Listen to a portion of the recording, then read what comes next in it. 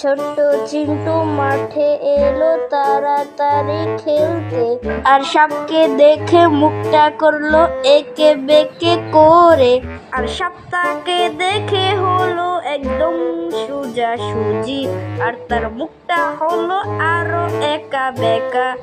দিদি লাফ দিয়ে এলো, আর সাপকে দেখে মনে মনে ভয় পেয়ে গেল। আর তখনই মাথায় চটপট করে একটি বুদ্ধি চলে এলো। আর কি বুদ্ধি তা ভাবছিল অনেকক্ষণ ধরে।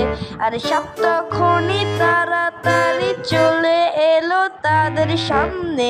আর সাপ এসে ইস ইস শব্দ করতে লাগলো, আর বুদ্ধির চোটে একে নিয়ে সাপকে দেখালো।